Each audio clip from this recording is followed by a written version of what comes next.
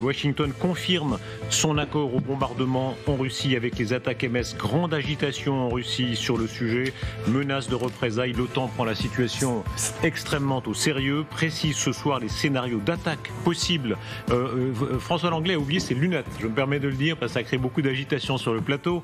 L'OTAN appelle les entreprises européennes à se mettre en configuration d'économie de guerre. Amiral Vichot, vous nous avez rejoint. Merci beaucoup. Bonsoir. Vous êtes le personnage qu'il faut ce soir, puisqu'effectivement, il y a une grande partie liée à la dissuasion nucléaire et vous étiez au cœur de cela. Quelques mots d'abord de la situation de terrain et on va venir à l'escalade, mais peut-être écoutons tout de suite l'amiral Kirby.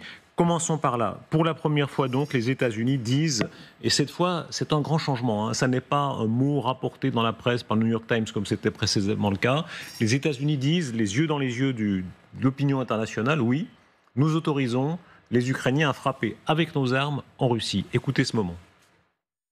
À l'heure actuelle, ils sont en mesure d'utiliser les attaques MS pour se défendre en cas de besoin immédiat. Et c'est évidemment ce que nous voyons actuellement à Koursk et dans l'oblast de Koursk. Rien n'a changé en ce qui concerne l'utilisation des missiles. Bien sûr, nous avons changé les directives et nous leur avons donné des cibles pour qu'ils puissent utiliser les missiles et frapper. Jean-Louis Vichot, chaque mot ici pèse son poids d'acier. Hein. Le fait que les États-Unis d'Amérique le disent cette fois, ça n'est plus seulement rapporté, même si c'était une évidence, ça change. Oui, ça change parce que ça montre l'implication croissante et je dirais finissante aussi de M. Biden et de son équipe dans le soutien à l'Ukraine. C'est-à-dire qu'ils veulent vraiment faire le maximum avant que l'équipe ne change. Ça, c'est clair.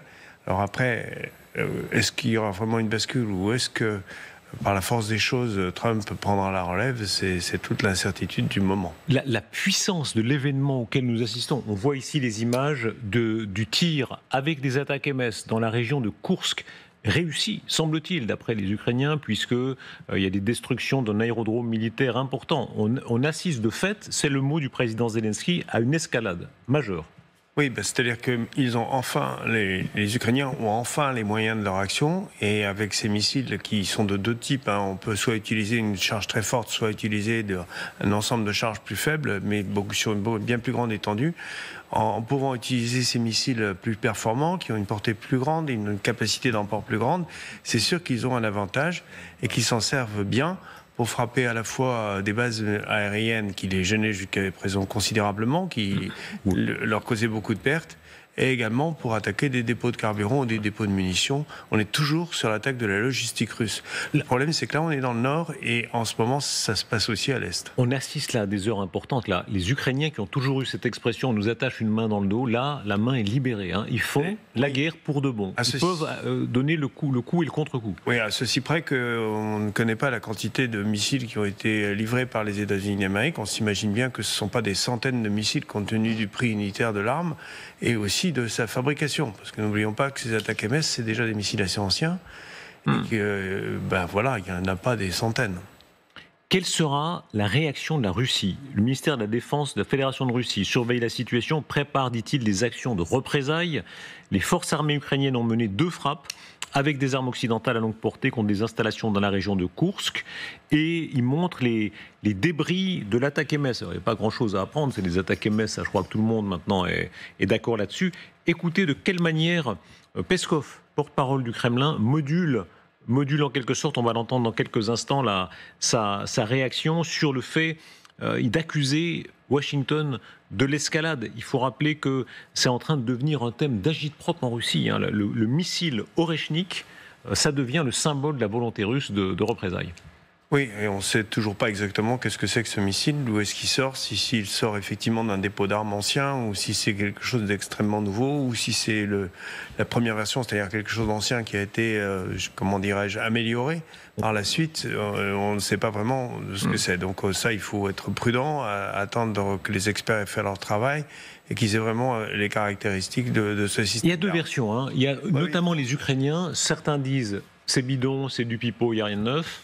président Zelensky dit non, il y a une escalade, c'est le mot qu'il utilise, et il dit aussi oui, c'est un missile nouveau, et la Russie utilise notre pays, dit-il, comme terrain d'essai. Oui, ce qui est possible en toute rigueur. Hein. On a toujours vu utiliser les conflits comme terrain d'essai pour pouvoir mettre au point le matériel. Donc les Russes ne se gênent pas, ils se sont jamais gênés. Et si les Russes aujourd'hui reprochent aux Américains d'avoir fourni des missiles aux Ukrainiens et à ceux-ci de les utiliser, c'est quand même un peu l'hôpital qui se moque de la charité, parce que n'oublions jamais que les Russes utilisent des missiles balistiques qui peuvent être iraniens, coréens, sans aucun scrupule et sans aucune vergogne. On sait d'ailleurs depuis peu, par exemple, qu'ils utilisent aussi des appareils radio portatifs pour leurs troupes, tout simplement parce qu'ils n'en produisent pas suffisamment et pas de suffisamment bonne qualité pour faire la guerre. Donc les Chinois n'ont pas encore franchi le seuil, ils sont encore en train de fournir du matériel qui n'est pas létal, enfin pas en tant que tel, mais ils s'en rapprochent. Je rappelle que vous avez été vraiment au cœur de la dissuasion nucléaire. Vous dirigiez un sous-marin nucléaire lanceur d'engins pendant plusieurs années. Combien de missiles nucléaires pendant 2 ans? Combien de missiles nucléaires est-ce que vous aviez au bout de la décision, enfin la décision prise par le président? Il y avait 16 missiles qui représentaient 96 têtes. Aujourd'hui, il y a un degré d'incertitude sur ce que représente cet Oréchnik. Le symbole d'abord, le fait qu'on ait tiré pour la première fois, il faut rappeler que c'est un tir à blanc, il n'y avait pas de charge nucléaire, mais pour la première fois, cet usage-là d'un missile balistique de moyenne portée, c'est comme ça qu'on le dit? Et c'est le portée intermédiaire, oui, alors c'est moyenne portée, effectivement, mais ce sont des missiles qui ont déjà été utilisés, hein, parce que tous les missiles qui étaient, par exemple, les calibres qui étaient tirés de sous-marins étaient des missiles qui sont à la limite entre la courte et la moyenne portée, et ce sont aussi des missiles duo. Ce qui est nouveau dans cette guerre, c'est qu'on voit apparaître des missiles balistiques qui sont à double effet, c'est-à-dire qu'ils sont soit nucléaires, soit conventionnels, et on a même relevé sur certains missiles des anciens types que les Russes avaient de fait désarmé des têtes nucléaires pour mettre à la place des têtes conventionnelles et pouvoir utiliser le missile. L'inquiétude du fait que tout ça est en Europe, beaucoup de commentateurs disent on retrouve au fond la situation de la guerre froide, quand les Européens se disaient, au fond, nous sommes, l'Europe, le champ de bataille potentiel. Oui, à ceci près qu'à l'époque, c'était un champ de bataille potentiel, tandis qu'aujourd'hui, c'est un champ de bataille réel. Pour l'Ukraine, en tout cas. Oui, en Ukraine, les missiles sont partis, les missiles vont frapper des gens, ils tuent, ils dévastent des villes et des sites militaires. Donc on est vraiment en guerre. On n'est pas dans la guerre virtuelle qui était celle de la guerre froide. Enfin, je parle en Europe, puisque la guerre froide a été plutôt chaude ailleurs qu'en Europe, mais pas en Europe. Est-ce que ça change la perception, notamment des Allemands? On va voir dans quelques instants à quel point les Allemands sont inquiets. L'opinion allemande est en train de bouger parce qu'eux ont toujours eu peur d'être le champ de bataille. Oui, avec raison d'ailleurs, puisque à l'époque, comme les forces soviétiques s'appuyaient sur l'Allemagne de l'Est, les Allemands étaient tout à fait en première ligne. Aujourd'hui, il y a quand même la Pologne qui est un bel état tampon entre l'Ukraine et l'Allemagne. Donc les Allemands sont probablement un peu moins anxieux. Maintenant, ils découvrent aussi que la guerre est à leur porte. Mais même en France, il est maintenant perceptible que les gens se sentent un peu plus concernés par ce qui se passe à l'Est. Que va-t-il se passer? On va lire dans quelques instants les déclarations de l'OTAN ce soir qui sont alarmées, on peut le dire, et on va recevoir ici le général Paloméros qui a été commandeur suprême de l'OTAN. Écoutez ce cri d'alarme de l'amiral Olagaray qui était hier sur notre plateau, vice-amiral, qui dit en réalité on a misé tout sur la dissuasion nucléaire, très bien, mais en termes conventionnels on ne s'est pas préparé à la guerre. Il porte une forme d'accusation assez décidée. Nos gouvernants ont été en dessous de tout. En dessous de tout, car nous sommes maintenant désarmés, nous sommes riches mais désarmés. Et quand on est riche et désarmé, qu'est-ce qu'on devient? On devient une proie. Vous pensez que l'Europe est une proie aujourd'hui? Ah oui, manifestement, oui. Si les Américains n'étaient pas là, je ne sais pas très bien où on en serait. Peut-être nous serions-nous réarmés. Peut-être aurions-nous une industrie de défense européenne moins éclatée, moins dépendante des États-Unis. Je dis peut-être, je n'y crois pas trop, parce qu'il aurait fallu des efforts considérables. Croyez-vous qu'effectivement, on s'est, disons, dévoilé, pas en termes nucléaires, une dissuasion nucléaire, vous l'incarnez, elle fonctionne, mais en termes conventionnels?